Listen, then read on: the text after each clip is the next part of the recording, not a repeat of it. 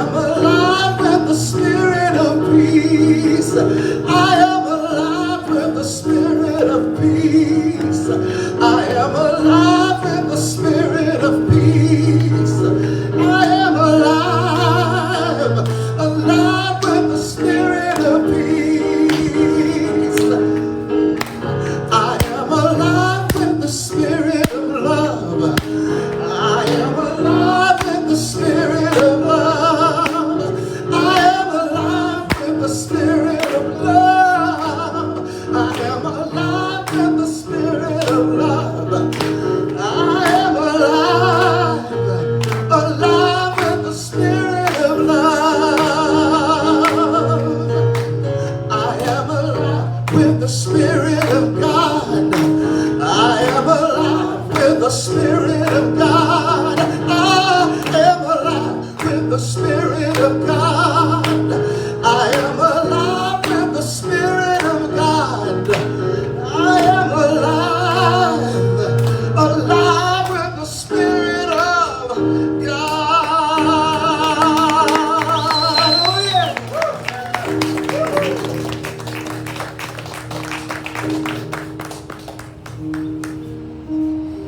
Good morning. Thank you for joining us. This is great to see smiling faces and something other than the little box. I love it. I love it. And to you folks who are our cyber sanctuary today, thank you for joining us. Thank you for being with us.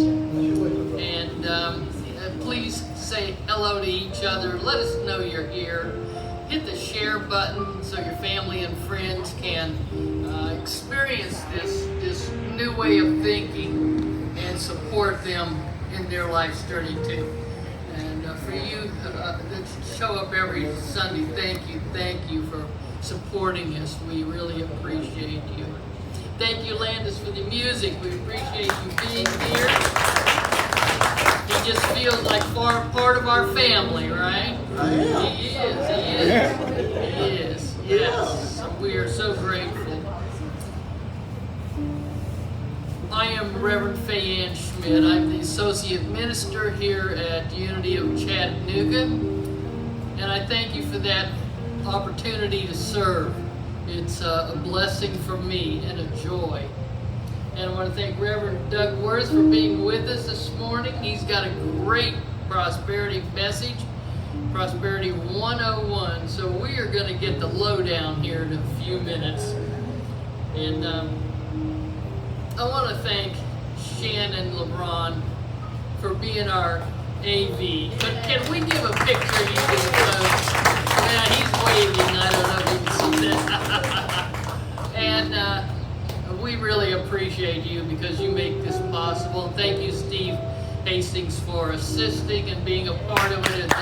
We really appreciate it. And there is a great feeling that comes when you serve. There's a joy and a love in your heart that just expands. So if you've not ever served in any way, think about how you can.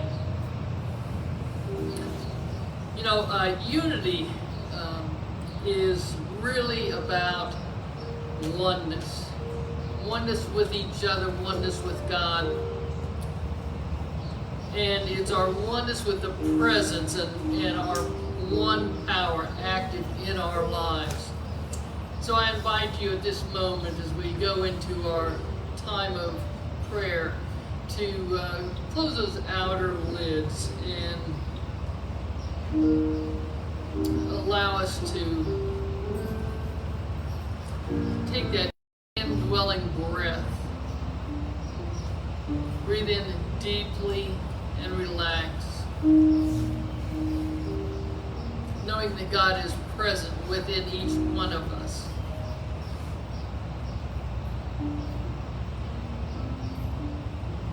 And in this time of maybe uncertainty in some of our lives, we know that Spirit, that God is with us.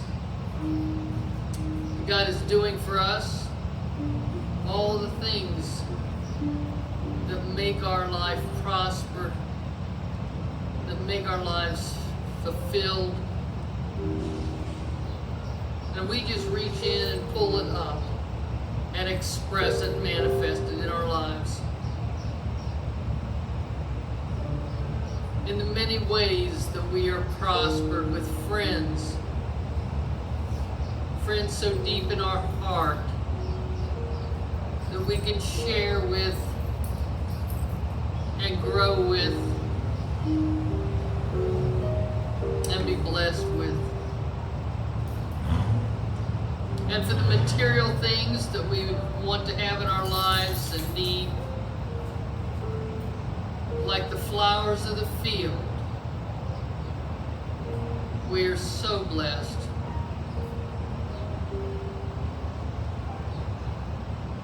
With the opportunities to fulfill our lives and to grow beyond what we ever thought we could imagine. We are so blessed in ways that we can serve humanity.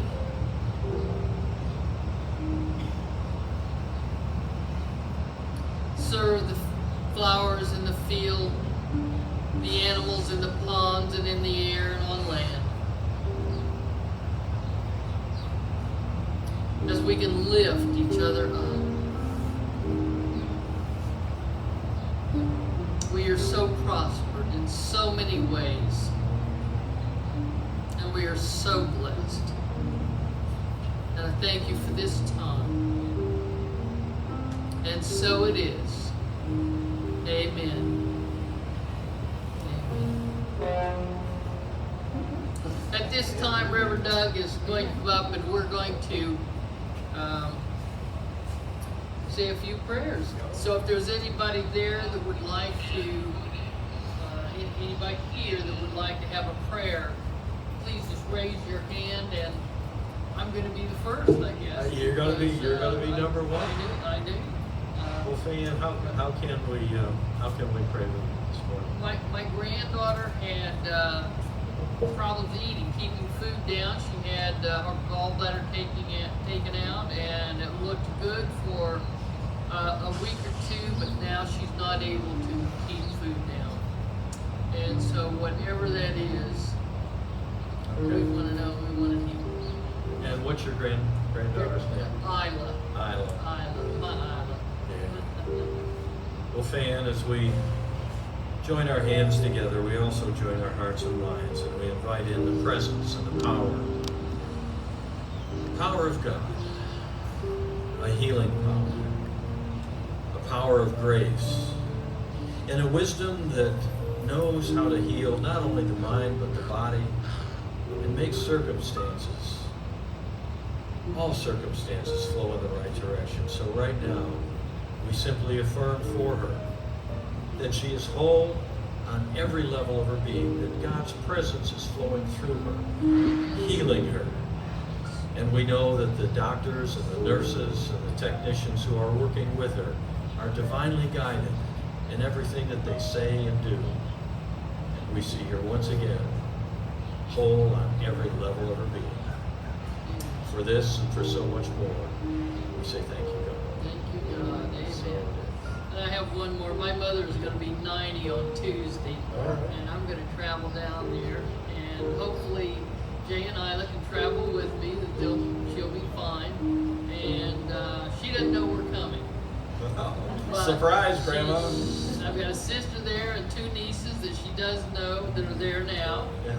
and so Tuesday night we just want to have a really nice time with her. Her birthday is on Tuesdays. And this is your mother? My mother. And what's your first name? Lou Anna. Lou Anna. All right. And so for Lou Anna, we once again see joyous, energetic health flowing through every part of her body. She is so blessed with the Spirit of God flowing through every part of her life. And we know this coming week, we just see the enthusiasm and the joy of being surprised and being honored in her birthday, and being filled with joy to see not only you, Fayanne, but others in her life. So once again, we give thanks for all the blessings in our lives and for hers. So it is. Amen. Thank Amen. you. Thank you. All right. Appreciate it. All right. prayer is the foundation of unity. It's where it started many years ago. Does anyone else have a prayer request that they would like? Shannon. Hey, buddy. It's nice to see you again. Yeah. I'm just in need of some patience and some strength. Okay. This time. Patience and strength. Patience and strength. Now, you know that we never pay for patience, because what happens is you get the opportunities to practice it. Okay. All right? Okay. Okay. All right, so let's join together right now and invite God into this holy moment. And Shannon, we affirm for you right now that you have the guidance, you have the wisdom, you have the courage, you have the fortitude to handle everything with grace and ease that comes your way. And so no matter what comes up, no matter how you may take a look at some of the relationships and circumstances, you have the power, the wisdom, and the backing of a wonderful Father who wants good and only good for you. So we give thanks. We see you walking tall, the master of every situation in your life. And so it is.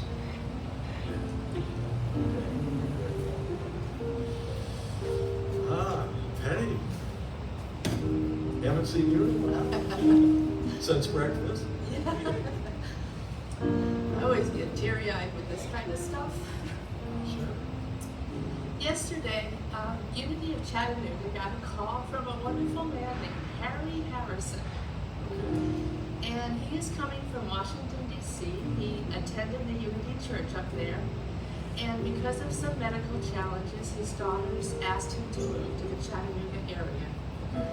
And I could tell that, this change in this time in his life has been a really big challenge.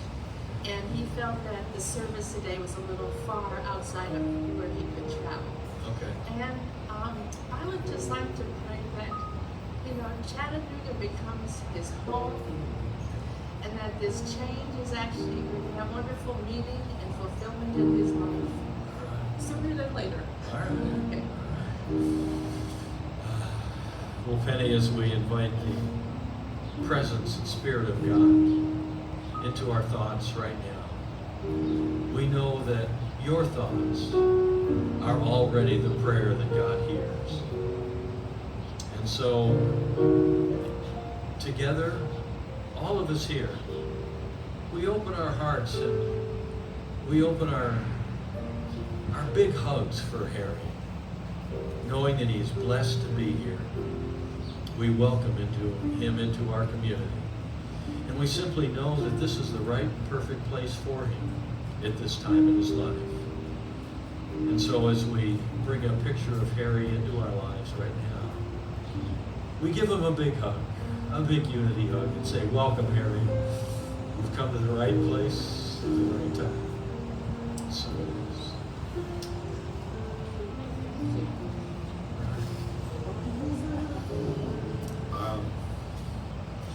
Is there anyone else who has a prayer request?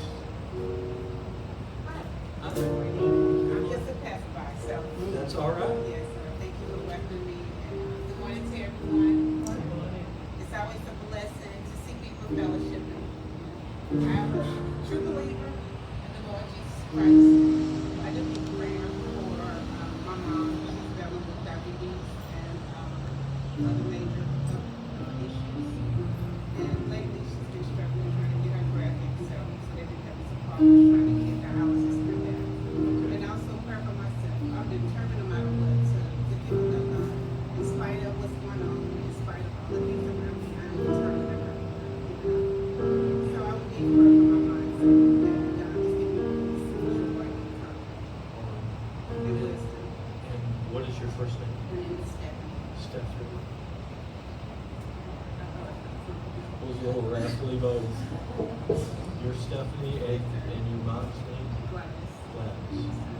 Well, Stephanie, we join our hands right now, and as we close our eyes, we invite in the presence of God, knowing that there is a healing power guiding power, a beautiful and loving grace that flows through you and through your mother this very moment, bringing you the healing, the patience, the opportunities to know God more fully.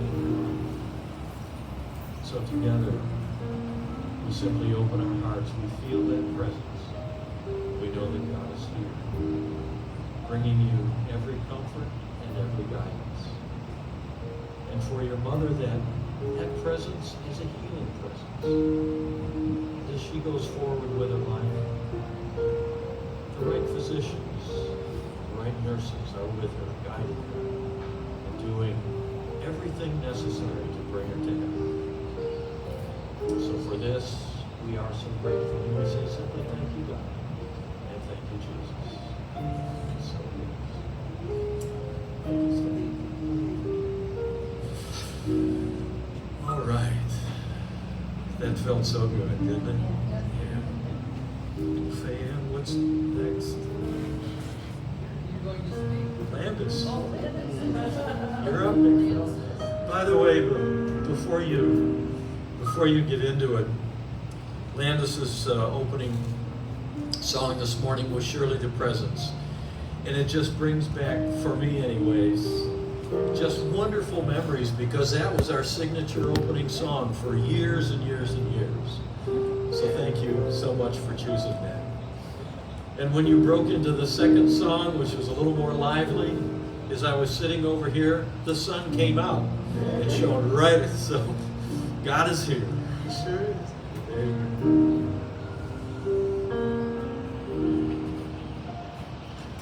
Can you see? Can you walk? Can you hear? Can you talk? Oh, you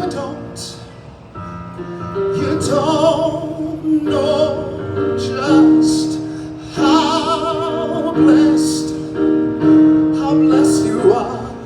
You don't know how blessed you are. Can you see? Can you walk? Can you hear? Can you tell?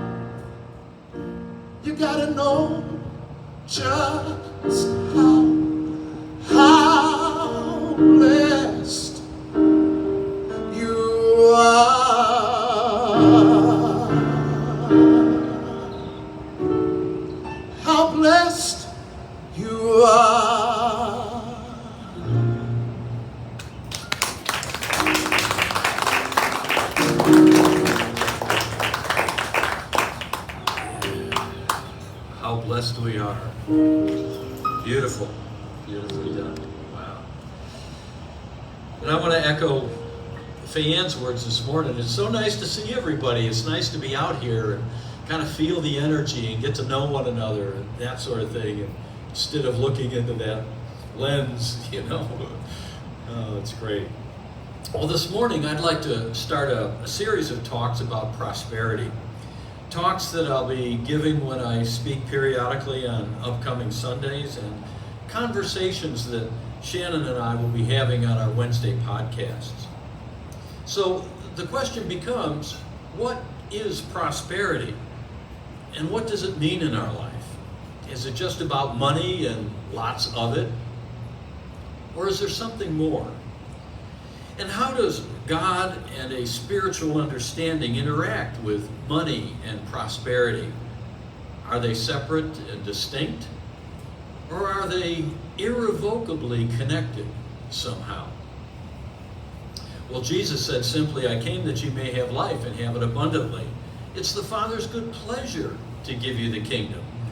And whatever you ask for in prayer, believe that you have received it and it will be yours. The man was all about prosperity and abundance in many forms. But he also qualified these statements when talking about the material things in our lives, such as what to eat and what to drink and what to wear. And he said, your heavenly Father knows that you need these things, but strive first for the kingdom of heaven and his righteousness, and all of these things will be given to you as well. So perhaps prosperity is more than just finding the right job or owning the right business or finding the right broker or having the big house on the lake or winning the lottery. I say that a lot about winning. Edwin Gaines is a Unity minister living in Mentone, Alabama, about an hour and a half south of Chattanooga. She's got a retreat center down there, and she holds retreats and seminars, many of which are about prosperity. Now, in the past, she's spoken at Unity of Chattanooga several times, and she wrote a book in 2005 entitled The 4 Spiritual Laws of Prosperity, a simple guide to unlimited abundance. And I'm going to be using this book as a reference and an outline for much of what I want to talk about. Her journey and the spiritual laws she discovered and shares in the book is a must read. Now, if you've got the book, I encourage you to dust it off and follow along with me. And if you don't have it, I'd highly recommend that you get it. The reason I mention this is there are many books about prosperity from many great authors, and I find this one to be an excellent starter.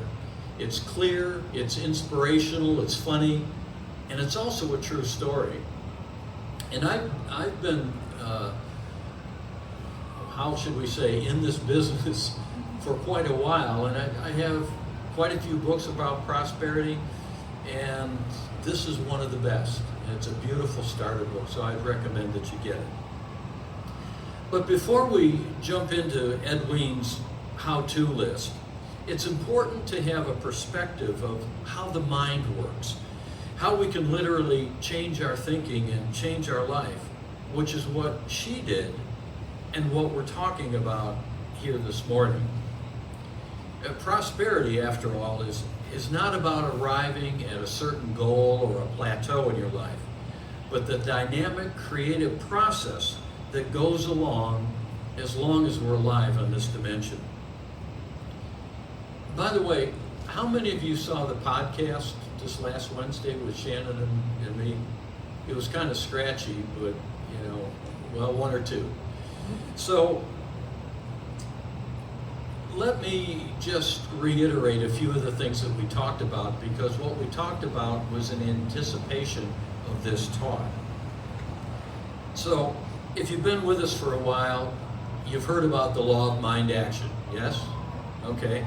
Thoughts held in mind produce after their kind. What you think about, you bring about. And the recent TV commercial I saw If you believe, you will achieve. Now, this stuff has gone mainstream, so it shouldn't be a mystery to anybody.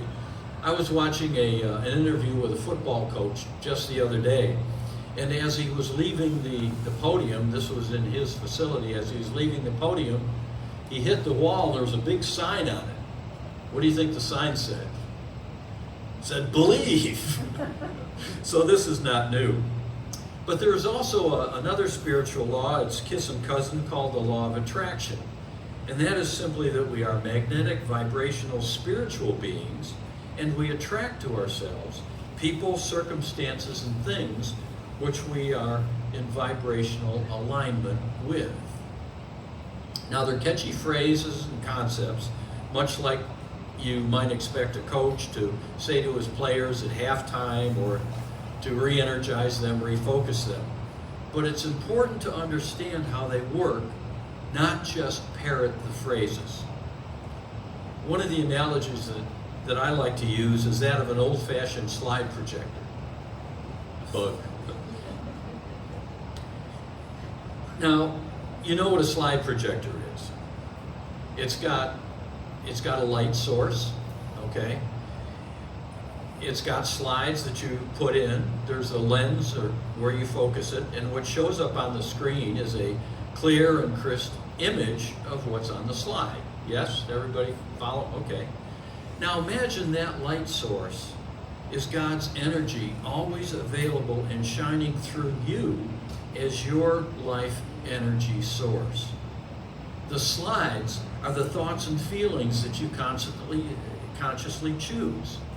The lens is the focus which sharpens those thoughts into behaviors, and the results of those behaviors is what shows up on the screen of your life. Does that make any sense to anybody? Good, okay.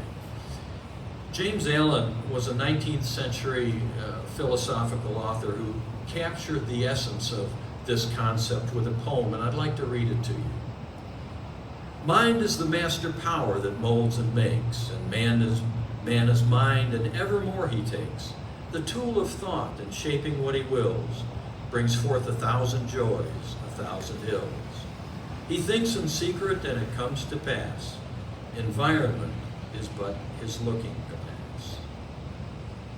What do you think about that one? Cool, huh? You like that one? Okay. Well, the whole basis of spiritual growth and prosperity, and the essence of every great spiritual master's message, is that you are the conscious creator of your life experience through the thoughts that you dwell upon. The kingdom of heaven is within you, the master said. So what do you want in your life? Well, the good stuff, of course, right? Well, how do we do that, given these laws of mind action and attraction? Well, the Apostle Paul said it very clearly in his letter to the Philippians. Finally, beloved, whatever is true, whatever is honorable, whatever is just, whatever is pure, whatever is pleasing, whatever is commendable, if there is any excellence and if there is anything worthy of praise, think about these things. And the peace of God, which passes all understanding, will be with you. So it's important to understand that there is no single rote magic outward act of what to do to create a prosperous life. What's more important are the thoughts and feelings behind the actions that synchronize and focus your energy into a higher, more abundant energy that then begins flowing through you and through your thoughts manifesting in your life. Actions are important, but what is more important is the positive, loving thoughts and feelings behind it, which open a gateway through which divine benefits flow. So let's get back to Edwina. Her first law of prosperity is tithing, which is what we're going to talk about this morning. It's number one on her list, probably because it was the hardest for her and the one that initially changed her life for the better. In her own words, she describes prosperity this way, and tithing. You must tithe 10% of all that you receive to the person, place, or institution where you've received your spiritual food. Putting God first in your finances is a dynamic act of courage. When you do so, your faith and your ability to stretch yourself, to move forward, and to expand your vision of yourself and your life increases 100-fold. That's her definition of tithing. Now, Edwene was born in humble circumstances. She was raised in a fundamental church that constantly referred to her as being a miserable sinner with all the associated guilt and shame. And we talked about that several weeks ago with David Hawkinsworth. She got into an early dysfunctional marriage and eventually found herself raising a daughter in abject poverty. She was working 2 jobs and still not able to pay the bills or knowing where the next meal was coming from. But after some friends invited her to a church similar to this one, which we call New Thought churches, she was thrilled to hear a positive message. It's what she was longing for all her life. And here's what she said about that transition. She said, I was raised in a fundamentalist faith, and I have read and reread the Bible all my life, and nowhere did I read, thou shalt learn to do without, to be and have less than you could, to be less than God sent you to be. Instead, it says, it's your Father's good pleasure to give you the kingdom. And by kingdom, I believe Jesus meant not just the kingdom of heaven, but also the joy of a life richly led here on earth. Now, regardless of the church that you're in, one of the things that most ministers talk about from time to time is tithing, which is giving 10% of your income to where you've been spiritually fed. Giving back to the source where God or inspiration or divine guidance showed up in your life. But Edwene was too poor. Even working 2 jobs, she couldn't pay the bills. The lessons, the messages, and the teachings were very positive, yet she was not experiencing them in her life. So she went to the minister for help and advice. And after listening to her for a few moments, he asked her, Edwene, do you tithe? In her own words, she said, no, I don't. Why do all you preachers always harp on the same things? If you've ever met Edwene, she's a pistol. You know, I can imagine her saying that. Well, Edwene, he said with a sigh, I'm very busy. I have a lot of people waiting to see me who are willing to practice spiritual law. You obviously are not. Please excuse me. And with that, he ushered her to the door. More than a little miffed. And she's a woman, again, if you've ever met her, anybody who can throw a good old southern hissy fit, it's Edwene, right? Well, she went home fuming. She got into a place where she would normally have prayer, and she said, now see here, God, I believe that Jesus meant it when he said, I have come that you may have life and have it abundantly. I don't think he lied to us, but I obviously am not living abundantly. Show me how. Very positive affirmation, very strong prayer. And so with that, she got out her King James Bible, which she hadn't read in years. And if you've ever taken down a book and put it on your desk and it kind of opens to some place and your eyes fall on something, well, she put the book down on the table and it opened to Malachi, chapter 3. And her eyes fell on verse 10. Bring ye all the tithes into the storehouse, that there may be meat in my house. And prove me now herewith, saith the Lord of hosts, if I will not open you the windows of heaven and pour out a blessing, that there shall not be room enough to receive it. That's the King James Version. Edwene was shocked, and shortly after that, terrified. Here's what she says. I must have read it 100 times, looking for a loophole, trying to convince myself that surely it did not mean me. You know, she could write off the minister, but asking God for help, and his book opens to this exact passage? Oh boy. Well, anxious days, restless nights followed and eventually passed. But finally she decided to try it. And her conversation with God that first day, according to her own words, went something like this. Okay, Pops, I'm terrified, but this scripture seems to be an answer to a prayer, so I'm going to tithe, but only for 6 months. That's all you've got.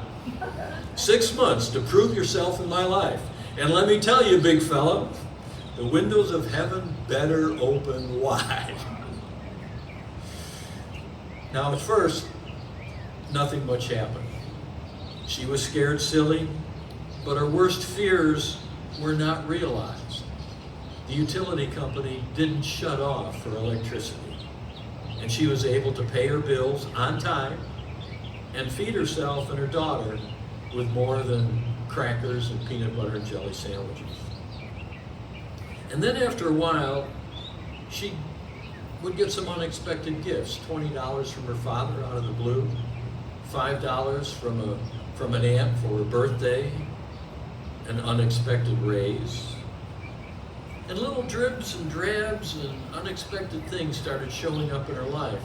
And she was keeping meticulous records of her income, so she knew exactly what was happening. And by the end of 3 months, her income had doubled. And then she began to get ideas, which is the way divine guidance works in our life, to answer our prayers, especially when we are sincerely doing our best.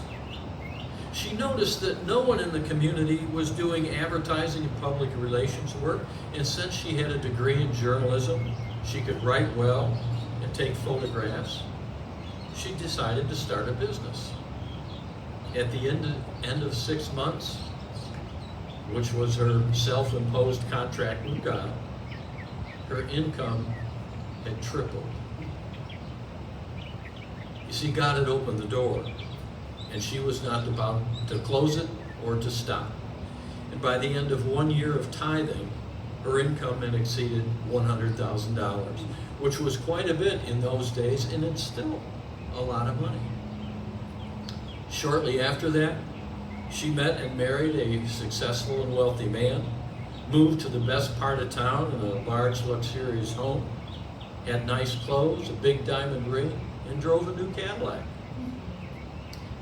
Although the marriage eventually ended many years later, she had learned, as Emerson wrote, you can't outgive God. So during that first year, a lot changed for Edwin.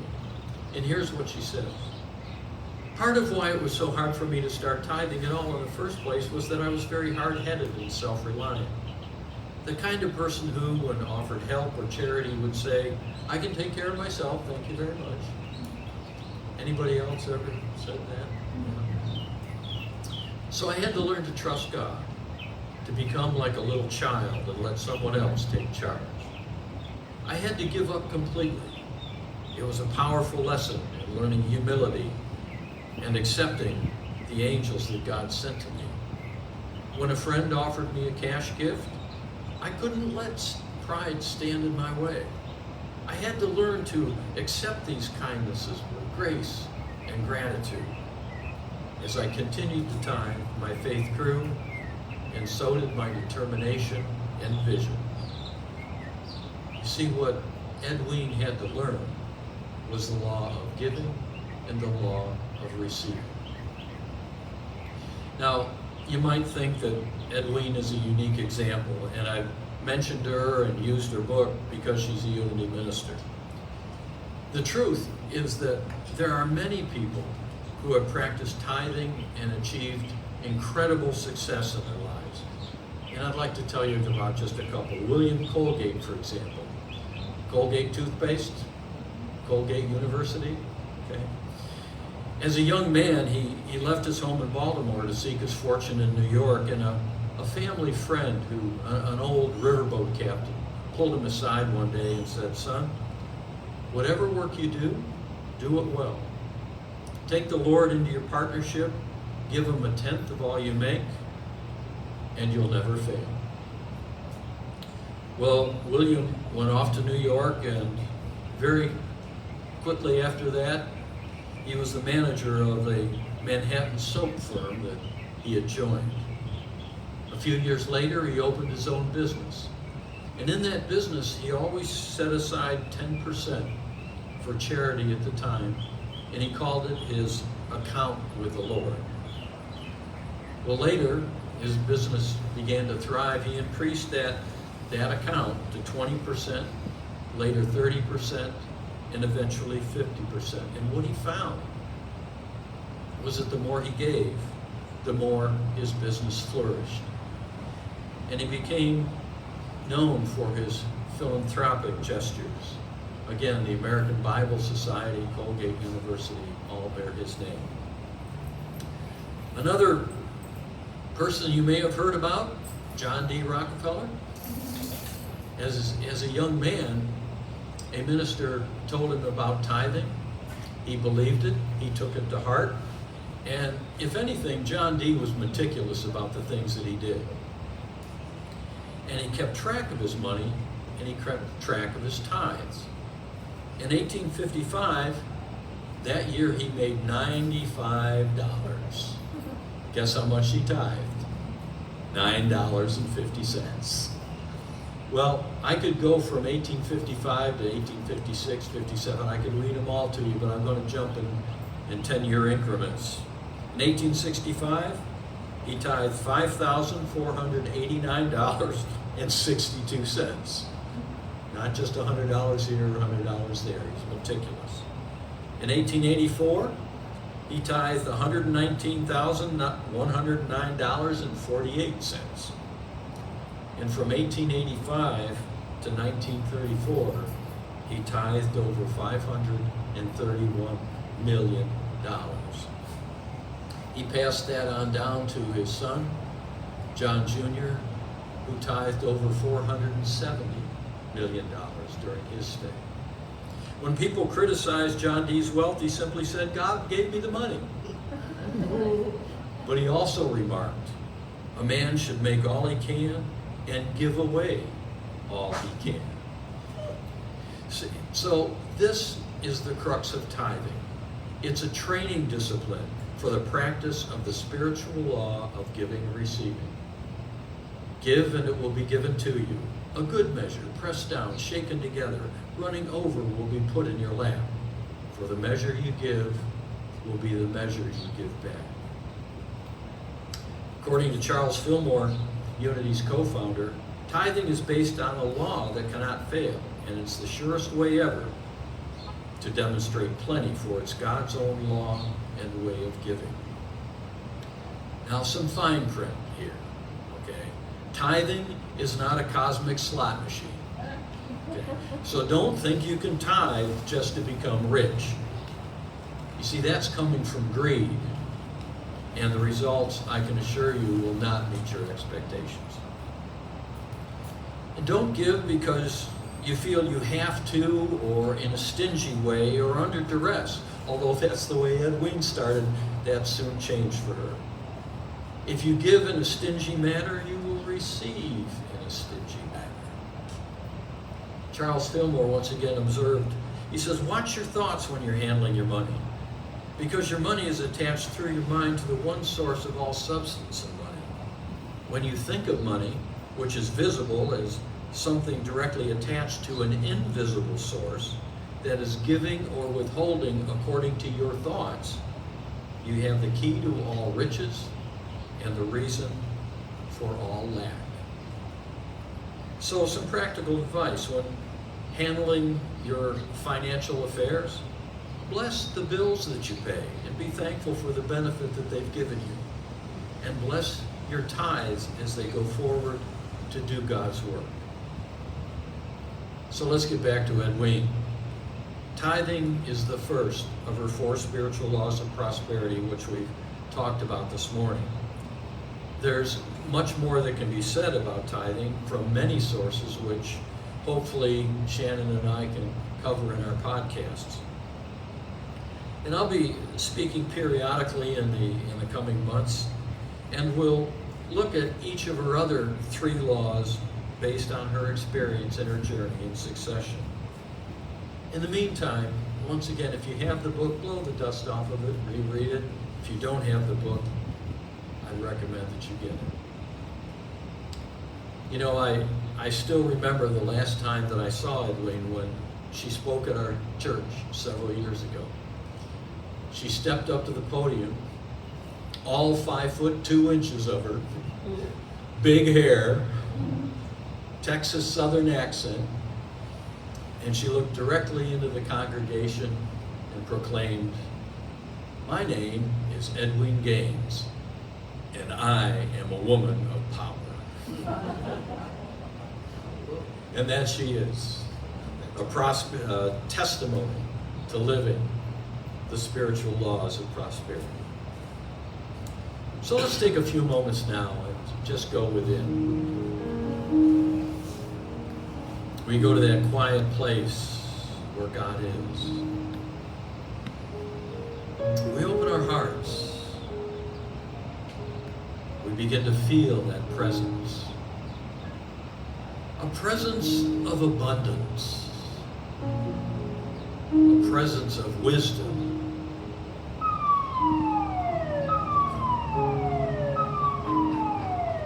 I guess that's God calling. And for just a moment, we send our thoughts to whatever that emergency might be and bless them. They're going to turn off the generators. Is that what it is? Well, with that, we'll just say thank you, God, for this morning's lessons and for holding off for just a little while. Blessing us with electricity. There we go. There we go. And it stopped. You're powerful. That's good. More than anybody else. There you go. Okay. Well, Fayanne, I think you're up.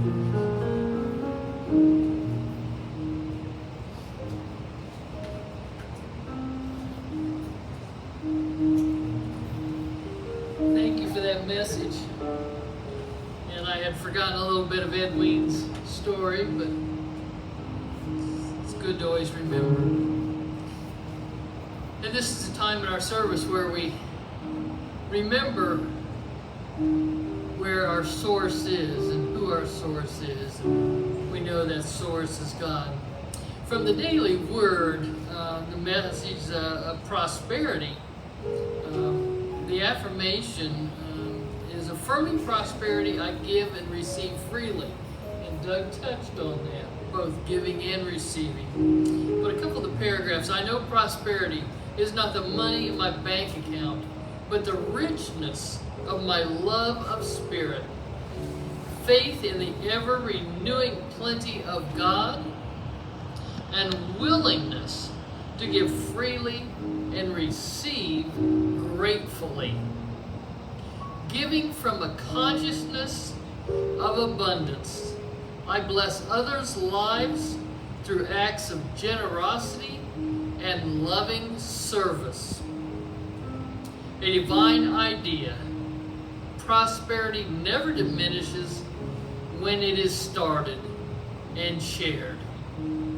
It always and only grows, blessing everyone it touches as the circle of sharing expands. And now I want to turn this back over to Doug with a further message.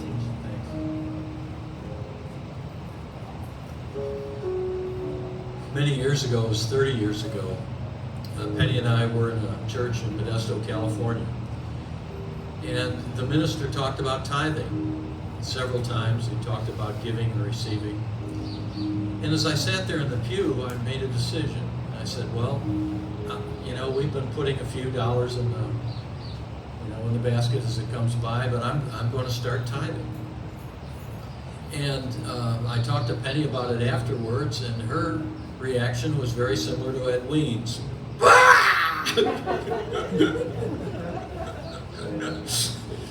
But we did. And I can't tell you that all of a sudden I won the lottery, but what did happen, I was running a business out there for a Fortune 500 company. And things just went well. We always got the trophy for the best plant every year.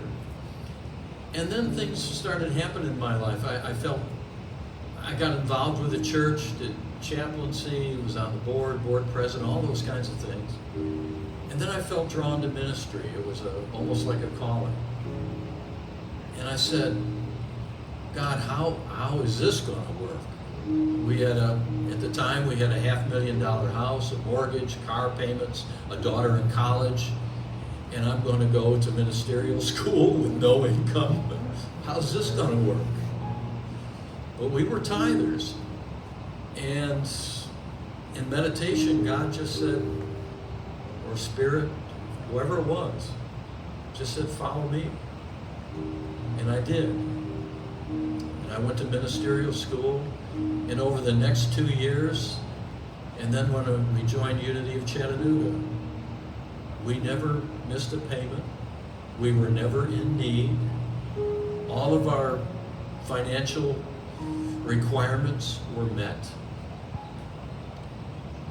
And all I can tell you is that if you're not a tither, think about the law of giving and receiving and how it works.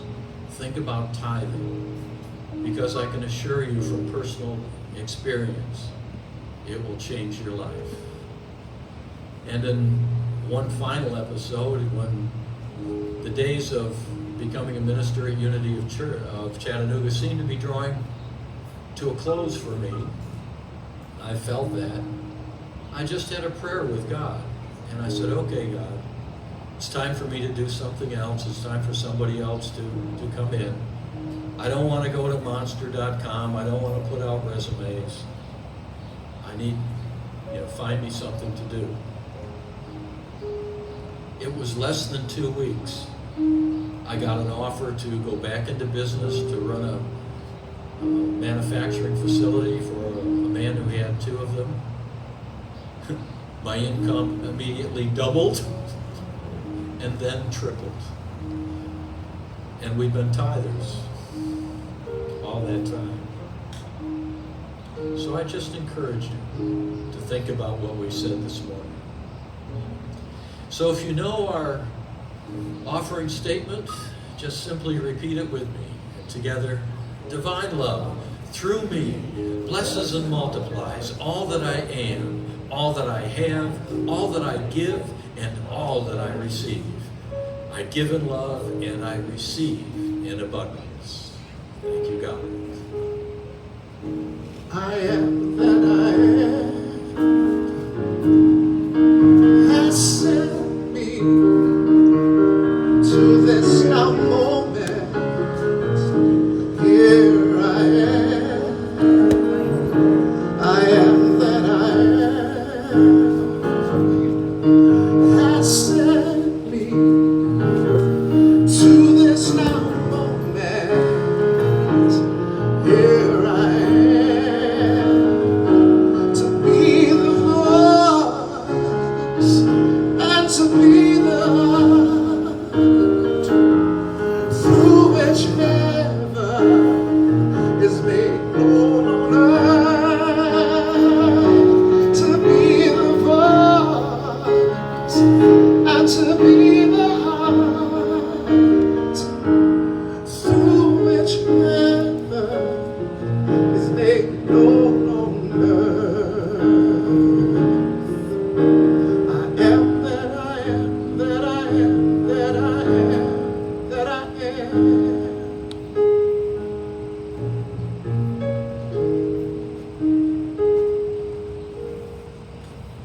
And we bless these gifts. We send them forward to fulfill the vision and the mission of Unity of Chattanooga. And the board, your board, thank for your continued support. And thank you, Landis, for being with us so much. And Reverend Doug, thank you for the words of wisdom and sharing the story. We really appreciate that. And we have a few announcements.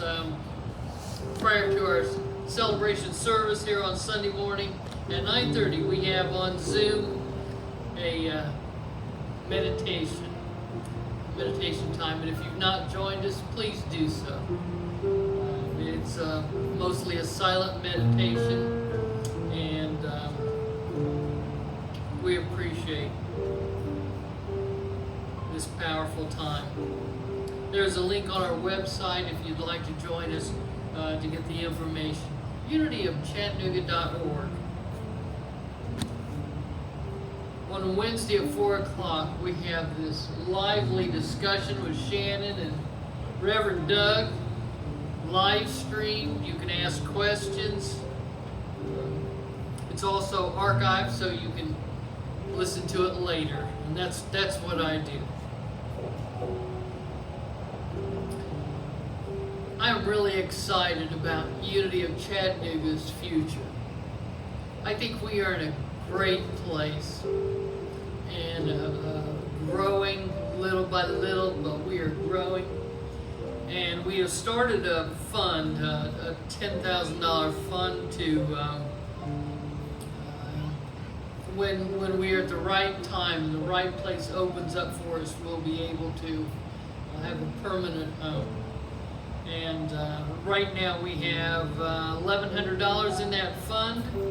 There is on the round table over here, a building fund box and a community outreach that Shannon is working with the homeless. So if you have anything to give, please do give. That's part of what we tithe. That's part of the tithing, and also tithe to our church. Next Sunday, we have a really special speaker. Remember a couple months ago, 20-year-old Michaela Perkins talked, and we were just really excited. She's going to be back, and she is planning to go to Unity Ministerial School after she finishes her college degree, which is coming up shortly. And our topic is the unifying power of love. So once again, on Unity of Chattanooga on Facebook page, join us for Michaela Perkins. And we are going to be changing a little different location for our in-person services. The Red Bank Community Center, also known as the John Glasscock Community Center. We will be temporarily meeting there. It is off Morrison Springs Road near the entrance to Erlinger North Hospital. Facility holds 150 people, so there's going to be more than enough room for us to spread out. And that is starting October 31st. And check our website because there are other into November and December in-person services that are listed. So please join us. We really appreciate it. And I want to, on the round table also are some new books. These are free to take, Unity books. The Spirit of Family, Faith, Inspirational, and Healing. Messages we need to hear. The Power of Prayer, which we know is a powerful thing. Peaceful Passing. So, practical and spiritual reminders for the end of life. Free for the taking. If you know somebody that would appreciate a booklet, take that for them also. And I'm gonna be over here to the left. We started last week a class on judging others and how that affects us and what we can do to rise above that. And that came about from my own awareness that I was still judging people and some things. I thought I had outgrown that, but as the onion gets peeled back, new things show up. So, and we had a great discussion and awareness. So please join us if you would like. And let's join together now with our prayer of protection. Let's just take a deep breath and know that the light of God surrounds us. I am light.